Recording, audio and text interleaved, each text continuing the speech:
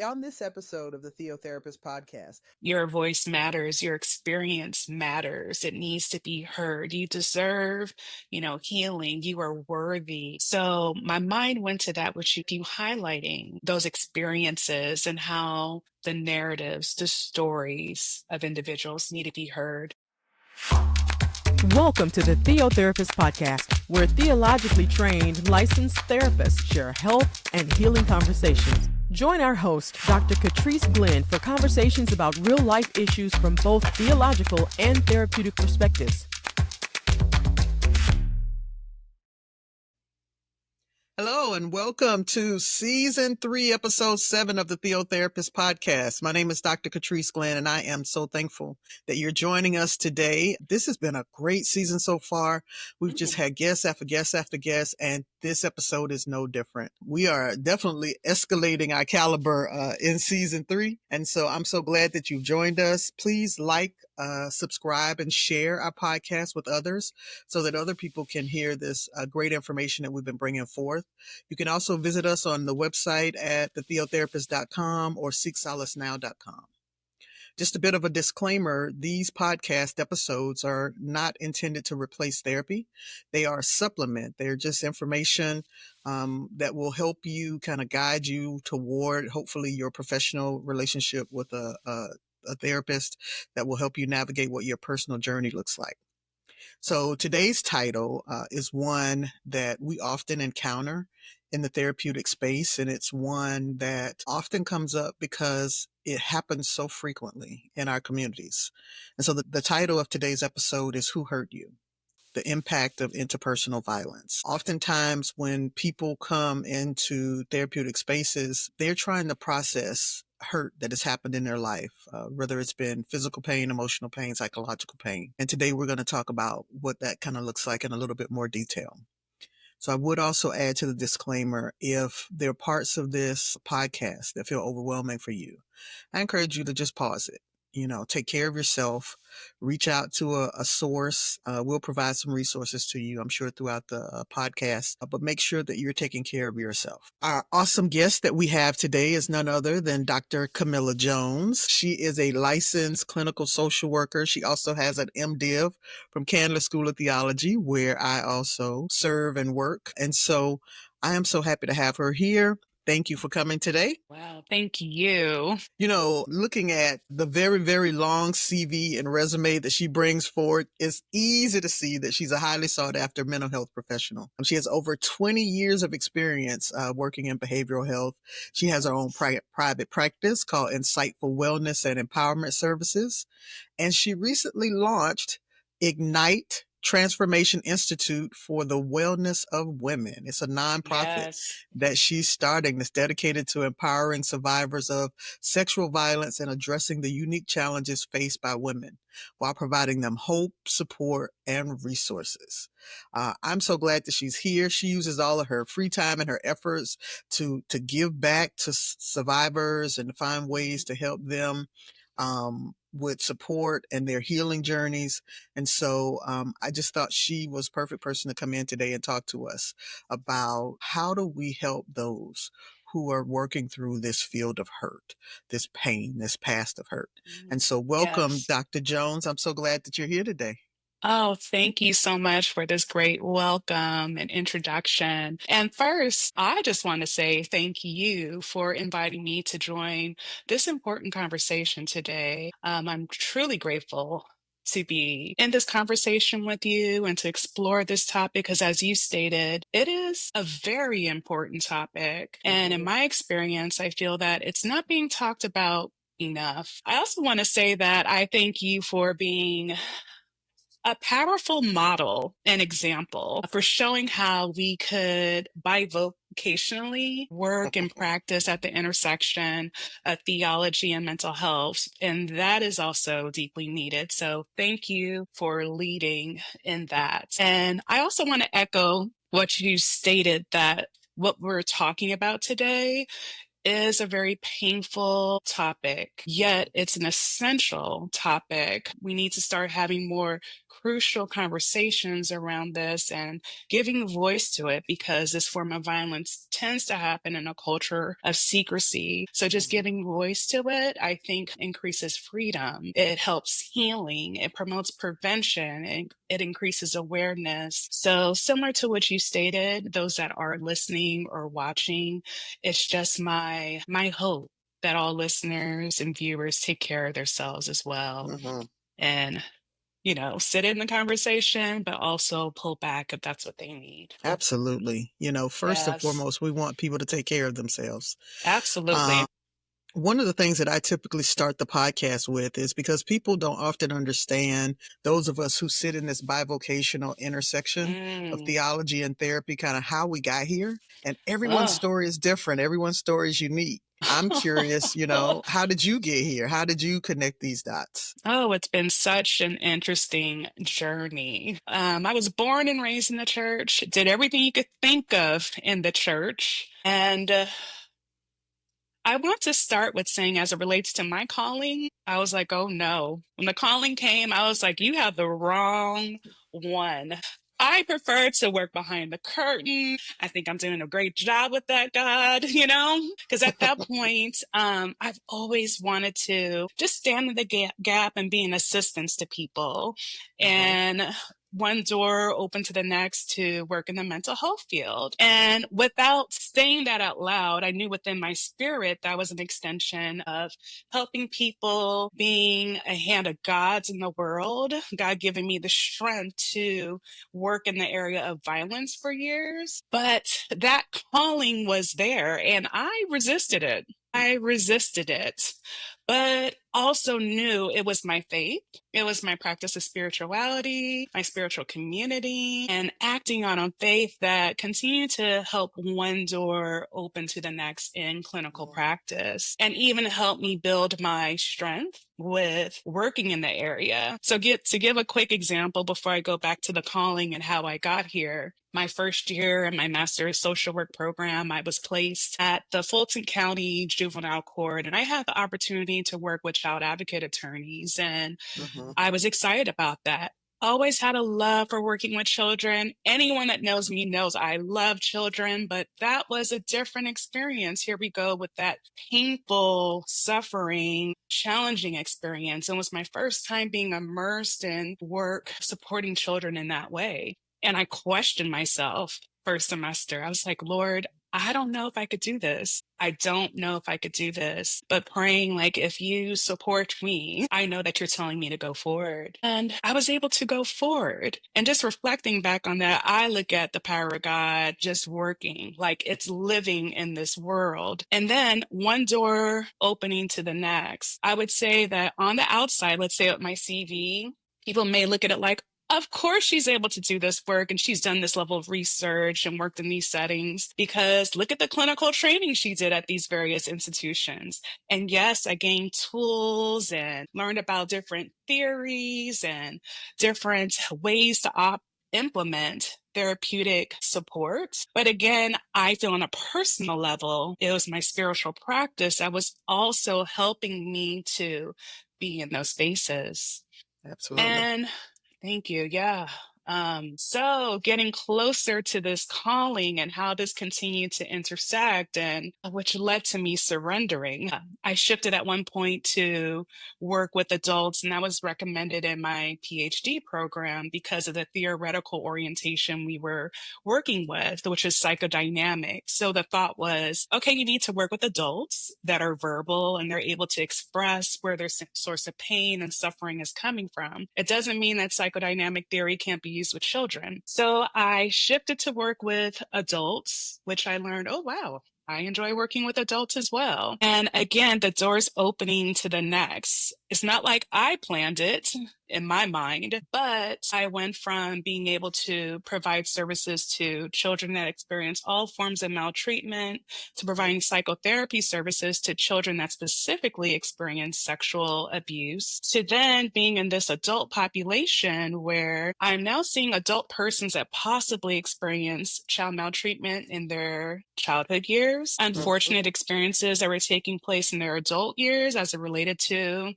various forms of interpersonal violence, intimate partner violence, domestic violence, or even self-directed violence. And so I had several roles that took on that work as being an intimate partner violence coordinator at one point, then a suicide prevention coordinator. And here we go with how God speaks in different ways. I worked on site in a hospital setting through the majority of the pandemic. And I, like anyone else, I'm human, but very empathetic to my coworkers and colleagues that were working at that time. It was very stressful. There was a lot of chaos. Nobody knew exactly what was going on, but we knew that we had to be on site every day to work. So I would get feedback from colleagues like, oh, Dr. Jones, you come into work every day with such a smile and you're happy. And I'm thinking like, wow, I didn't realize that's what I looked like, but two, that I was having that impact. But in my mind, I felt like I couldn't express what they were seeing, which I felt you're only seeing a reflection of God because I'm feeling anxiety like anyone else. In the morning, I'm getting up, practicing my spiritual practices, physically moving and walking, doing what I need to do to get in this setting. So I started to notice that from colleagues, and I felt chained in my spirituality, like I couldn't speak about what was grounding me. I started to also notice it with clients. And again, at that point, I was working with persons that were experiencing self-directed violence. And with sitting with those individuals who survived those experiences, I had several persons that would ask me, Dr. Jones, do you think I'm going to hell because I tried taking my life? And it just felt like such an important, sacred, spiritual moment, but I felt I was chained to the system I was working in. This is a hospital setting, medical model. We practice evidence-based practices and providing psychotherapy. This is my role. And navigating those questions and starting to feel an ethical dilemma, deeply think about things spiritually. So I bargained with God. I was like, okay, Lord, I will at least apply to seminary. And if by chance I get in, I know you're telling me to go. And I thought, I know how this goes. I know. Oh my goodness. Spoiler alert. I'm still, oh wow. I thought, well, I don't think there's a chance I'll get in. I have a mental health background. I don't have a degree in theology or religion. I only have my personal practice of going to church, but applied. And I then got into every school I applied to. And it was like a gong went off. Like, whoa, now it's time for me to respond. Respond meaning I had this conversation with God. And I said to God, if the door opens, I will step on faith and go. So there's more to say, but that first semester, even the first semester, I realized, wow, Lord, I see why you are calling me to be here. So that's the story of answering my call. I definitely got deeper as it relates to my experiences in seminary and realizing just like developing and reconstructing my own sense of spirituality. A lot of seminary affirmed my thoughts, which I was thankful for, but it also stretched me. There's more to say about that in the future, but that's my calling story. That's how I arrived in seminary, and the doors continue to open from there. And I think so much of this journey has to do with what you said. When you get to that point of surrender, when you decided to stop fighting, what your life can look like. My if goodness. This world is integrated, right? Yes.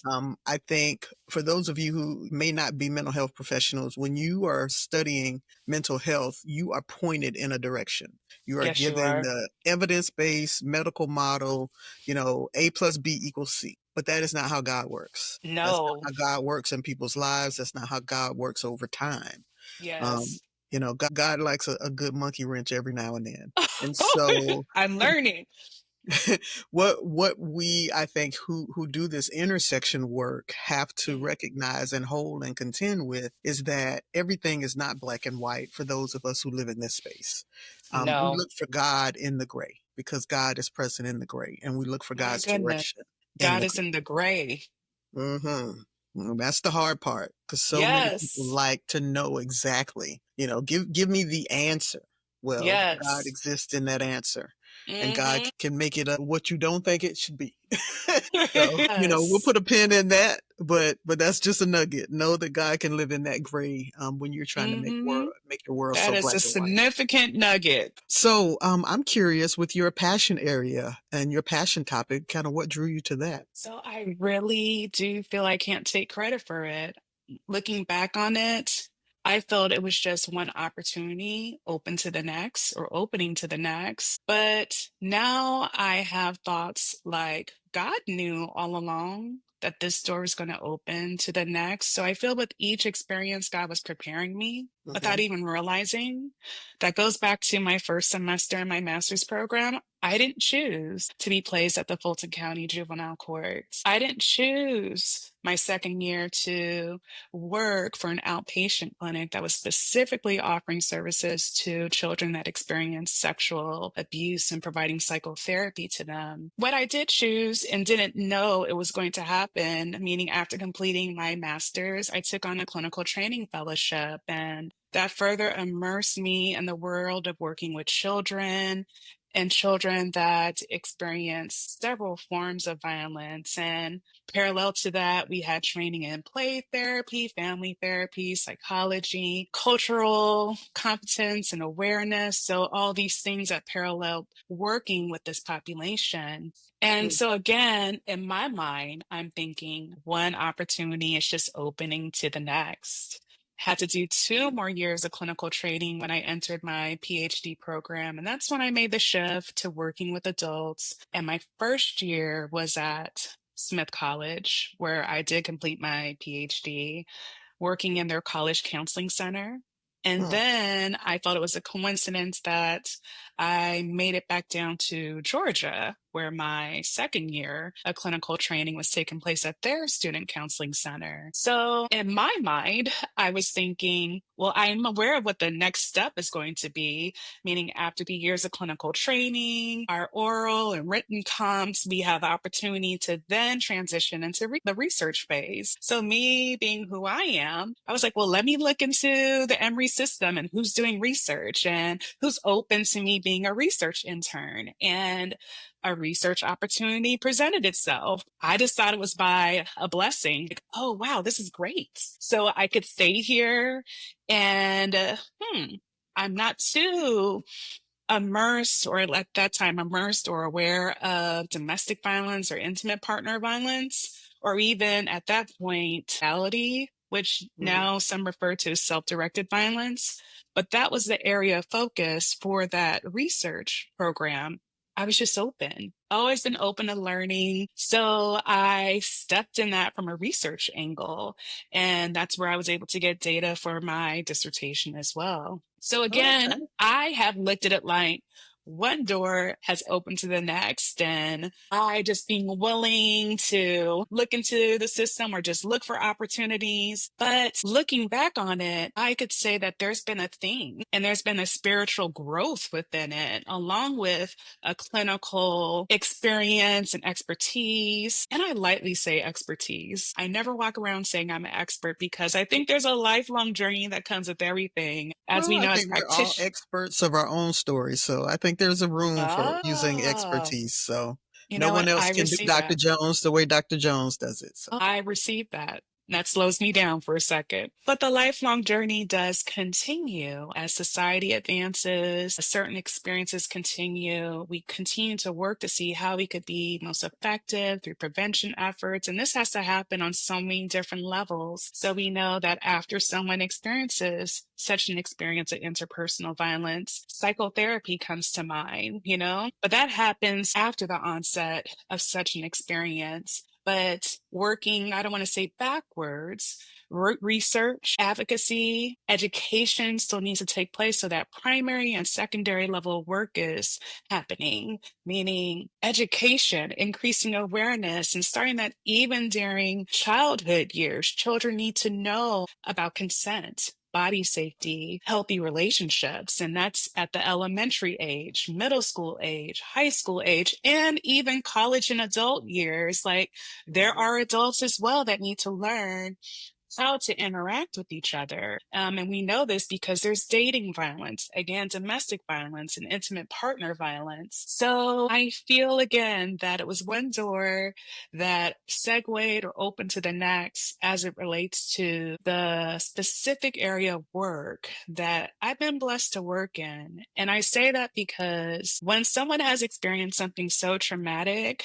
now I'm using spiritual talk and also clinical talk. It is a sacred dynamic to witness and hear the details of what has occurred, hold that with an individual, and walk alongside them in their healing process, while also ensuring that they feel the greatest amount of safety possible as they rebuild trust. So it's been an honor as I go forward. So yeah, those are some thoughts that come to mind when you ask, how did I end up in this area of work? And that lends itself to the guiding question that we have for this particular podcast. Mhm. Each podcast, we kind of ask an overarching question from the viewpoint of the person who's listening. And the question for today is, how do survivors of intimate partner violence or interpersonal violence, how do they Mm, move forward toward healing?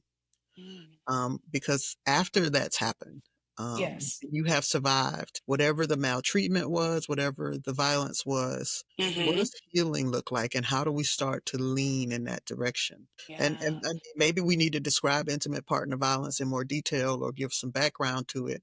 But I'm Mhm. curious, when you start to think about that healing journey, what comes up for you? Well, starting with the healing journey, and we could definitely go back to speak to the different forms of violence. The first thing that comes to mind again is building an atmosphere of trust.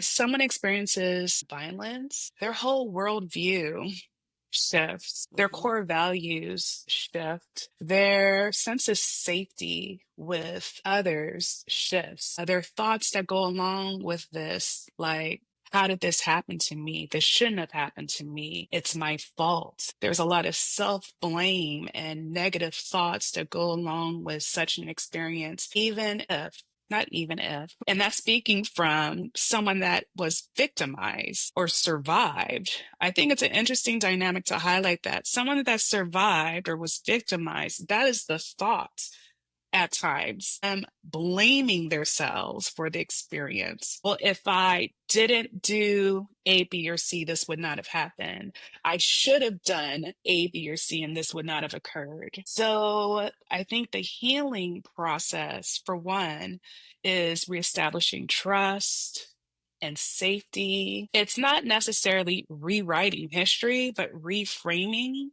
a lot of things. Mm. Um, and I would say empowering individuals to a sense of hope and renewal, while also coming from a strengths-based perspective. Prior to this occurring, there were certain things that helped an individual feel their strongest, their most centered, their most grounded. And let's say if it was their faith, their spiritual practice or religion, that could be a complex dynamic, meaning for one person, that could still be a space of strength and guidance and direction. But we also had to acknowledge that sometimes the worldview shifts and there could be anger. There could be a letdown towards their spiritual practice or their God or higher power that they rely on. So being coming from a strengths-based perspective, I think is important. I think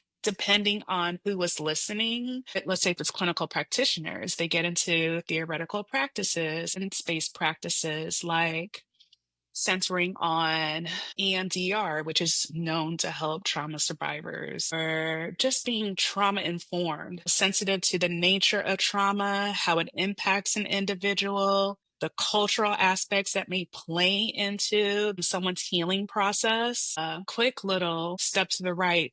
Being trauma informed also includes the provider, meaning there's secondary trauma or vicarious traumatization that could take place for the provider as well. So being mindful that in this trauma-informed frame, there is the client that needs a certain level of clinical support, evidence-based intervention, a safe holding environment, but also for the individual that is providing that and listening to different experiences of this form of violence and providing that safety space of safety. One more intervention or evidence-based practice I'll mention is cognitive behavioral therapy. This goes back to the negative thoughts, the negative self-talk that could occur after such an experience, and being able to tease that apart. Where did that thought come from? Do we know that to be true? Like just going back and forth related to the thought to get to what is the truth within that? Where does that come from? And ruling it out. I would say the healing process, in short, is a journey. I've had direct conversations with clients like it is a journey. It takes commitment. It ends up being pretty cyclical at times. You'll find that, hey, it seems like there's a sense of doing well, then, oh, wow, I'm triggered, or there's something that takes place where it could feel like a setback or a relapse. But recognizing that's a part of the process, there's going to be an ongoing circuitous experience. And the goal of psychotherapy is to assist an individual to better manage those triggering experiences so they're not as intense. You kind of shift to more being aware, like, I'm having that moment or feeling right now. Let me apply the tools I learned from CBT or EMDR or trauma-informed care, or, the last discussion I had with my therapist. And I'll add also that sometimes it's going to take psychotropic medication management in addition to therapy for healing to take place. It'll be great to kind of hone in a little bit more about the spiritual aspect, because I'm not being harsh with saying this, but I do believe that the spiritual community could be doing so much more to support individuals through their healing journey. Absolutely. One of the things that I talk to people about often when we bring forth stories about maltreatment or violence Yes. that they've had put upon them, I say it Mm. that way. I do think the most empowering and the most courageous thing is to be able to tell the story. So the All of the story, healing journey starts with the story. You being able to own your story and say what has yes. happened to you, Mm. not Right, from you, not by you, but to you, I think right. is the beginning of you taking some power, the beginning of you Mm. owning that you have power in Yes. naming that this thing happened to Hmm. you. Exactly. Because so often that negative self-talk that Dr. Jones is talking about is the self-statements that we tell ourselves, the kind of things she Hmm. said, if I hadn't, or I shouldn't have, or Hmm. I was stupid for, or, all Yes. these negative attacks that we say to ourselves. Hmm. But those aren't where the trauma came from. Those aren't where the abuse and the violence came from. It came from Yes. another person attacking you. Absolutely. And Right. so it's owning that this might have been your story, but it wasn't your initiation. Powerful. Very powerful statement. And to pick up on what you were just stating, there's a lot of shame internalized. So I think that kind of highlights what you're just saying, that shame does not belong to the victim or the survivor. That Correct. shame is actually the perpetrators. So it's just an interesting dynamic. And like you stated, the power of being able to reclaim yourself, your voice, and speak to your story, that is just a sign of strength. And I think some people feel that a sign of strength means you're speaking boldly and doing certain things, even if your voice quivers, even if it's through writing. Being able to speak the truth, your truth, that is transformative, especially when these experiences again happen in a culture of secrecy.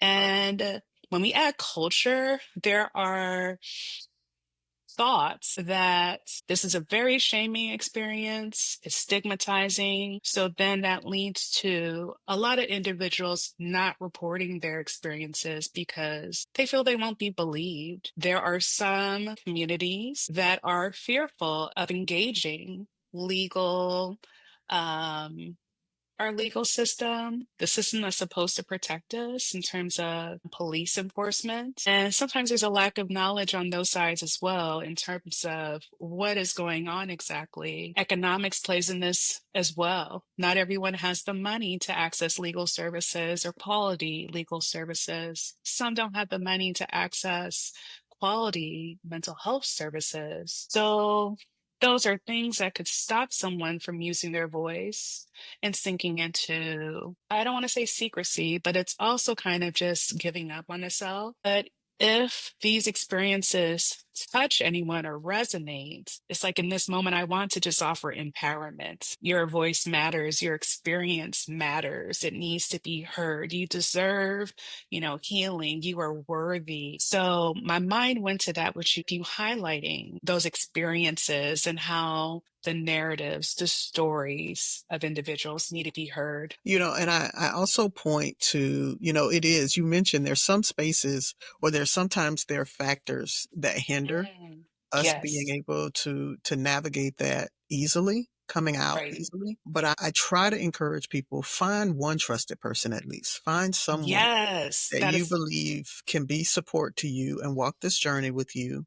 Mhm, There are resources out there. There are community organizations that help with those who've experienced maltreatment and violence. And maybe there are free groups that you can participate in, but there are spaces. But I mhm, think it is also a part of that courage, that strength, which is mhm. there is strength in numbers. And if There you are is. struggling or have struggled alone, find at Mhm. least one person that you feel Yes. like is trusted in Mhm. your life. Yes. Unsafe person, trusted Mhm. person could be healing and instrumental in various ways. I am not trying to make a plug, but what you just stated inspired me related to my passion project, my project where I feel my flame will never burn out towards it. But it does come from all the clinical experiences I've had where I've worked on the low end of the socioeconomic bracket and the high end. And no matter what category you fall in, fortunately, all persons can be exposed or Mhm. experience these different forms of violence. And my nonprofit is rooted in that, basically wanting to give voice, speaking up through increasing awareness, working towards prevention efforts, and looking at this on more than one level. So, a great part of it is fundraising to specifically offer psychotherapy scholarship vouchers. And I do think that's key for persons that are on the low end of the socioeconomic spectrum, but that there are Mhm. persons that have insurance as well that can't afford their copays. Absolutely. So it's keeping all those that have been impacted in mind and wanting to be a resource to support those that are seeking quality trauma informed services. In addition to that, the biggest part of my nonprofit is focused on that. But the other part is looking at that parallel process that practitioners go through who are licensed mental health providers committing themselves to supporting the healing of those individuals that have experienced specifically sexual violence. So it's normalizing that practitioners are not many gods. They're human beings and they themselves need support, as we discussed earlier, because of the potential of vicarious traumatization, secondary trauma, and burnout. So I want to be able to create a safe space for these practitioners through retreats and different events in the future to Mhm. pour into them so that in their commitment, they have a sense of renewal, a sense of being able to take care of themselves and be in community with other persons doing the same work as they remain committed to this critical issue. It's so needed. And I appreciate the two-prong approach, right? Um, Mm, it is really important that we try to bridge the gap for those who have economic challenges that prevent them mm, from getting, as you yes. said, quality mental health care. Because unfortunately, there is a stark difference between someone who has a caseload of 400 and, not Yes. able to really manage all of the Right. nuances of your story versus Mm-hmm. someone else who perhaps has more time and attention that they can dedicate to what your story is. And so I Yes. appreciate you trying to bridge Mm-hmm. that gap so that people can get to that service. And likewise, Mm-hmm. making sure that you're taking care of the caregivers, Mm-hmm. those who sit in this space and hear and hold safe containers every day for people. Mm-hmm. They often need refreshing. They need replenishment. Absolutely. They need Yeah. pouring back into. And so that's Yes. equally as important so they can continue to do the work of being safe spaces for others.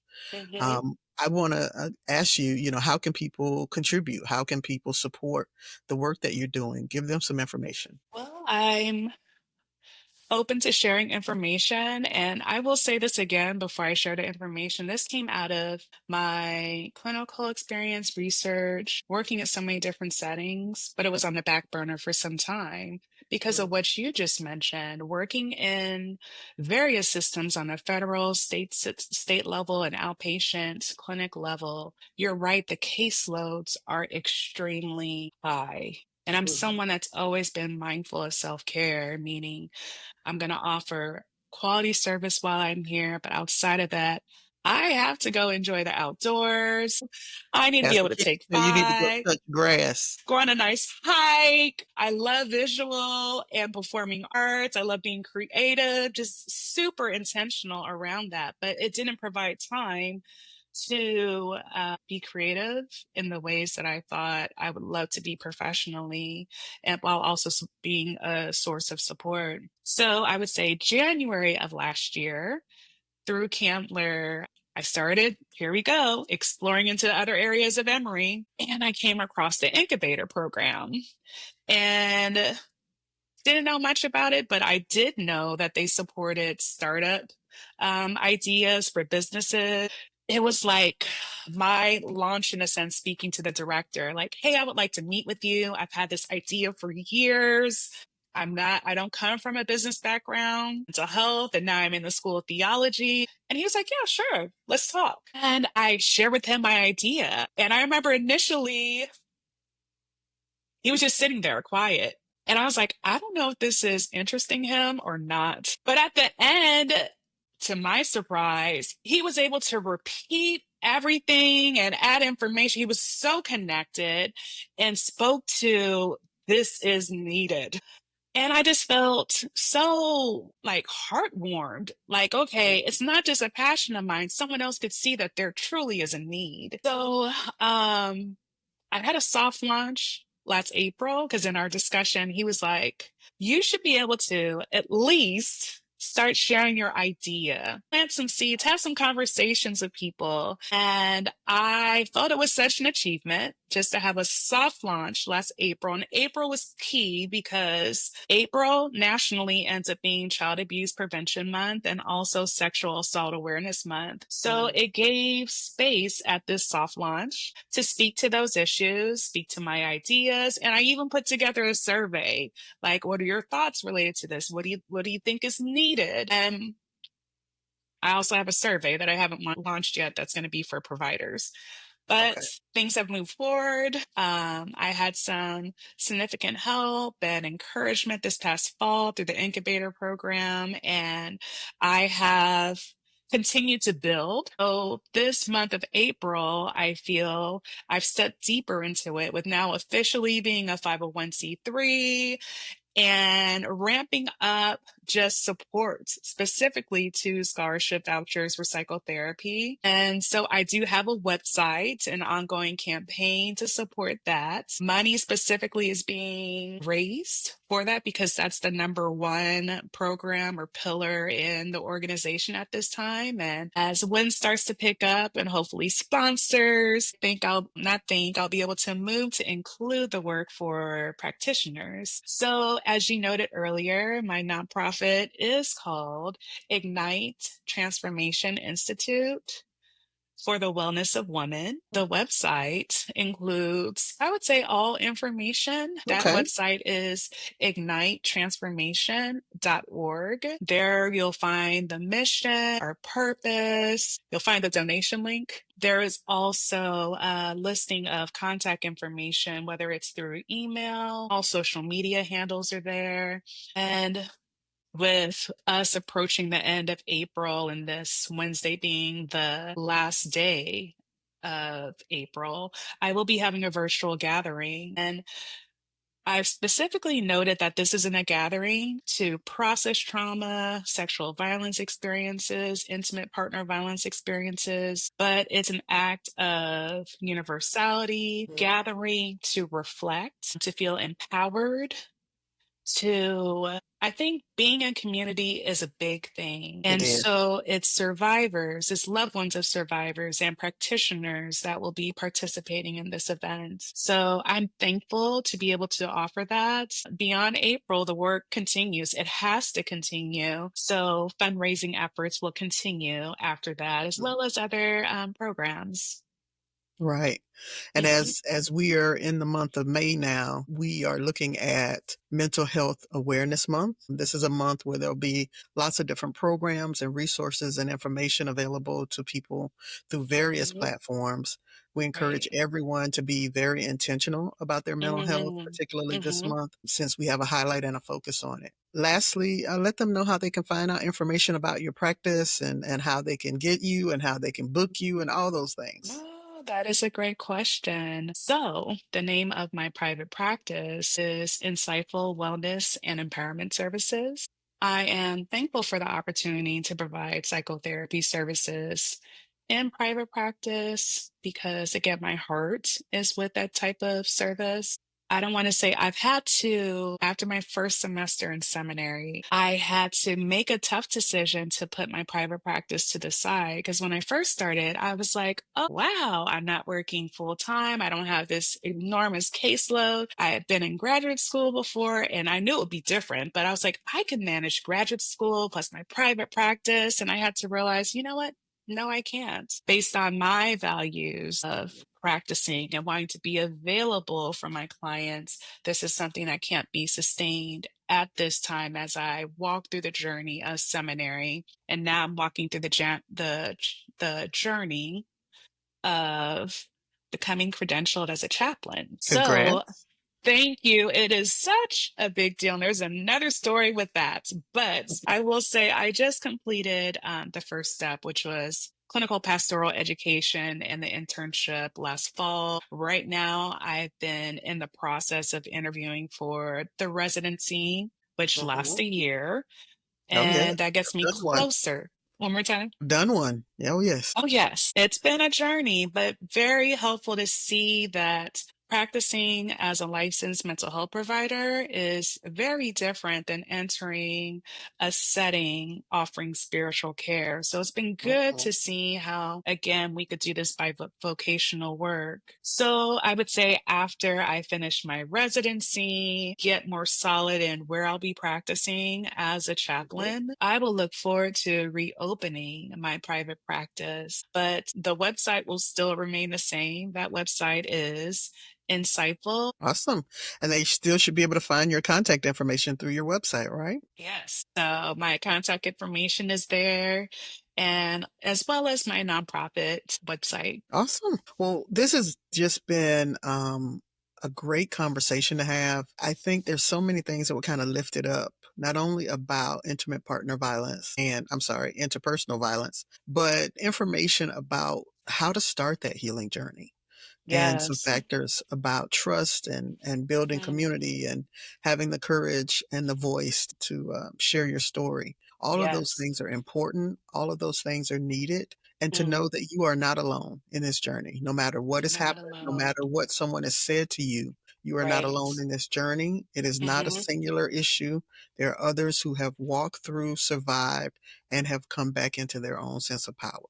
So know Right. that that is on the other side of your healing journey. Mm. And it's never Um, too late to speak up. It's never too late. Absolutely. And so we encourage all of you who are listening, if this is a part of your story, a part of your history, that you connect with a professional who's trained to help you walk through that journey so that you can continue your healing. Thank you Yes. so much for participating in today's podcast. I appreciate you, Dr. Jones. I Thank you appreciate for you, being Dr. here. Glenn. Please like, subscribe, share, and follow us for all future episodes. Thank you so much for being here today. You guys take care, and we'll see you on the next episode.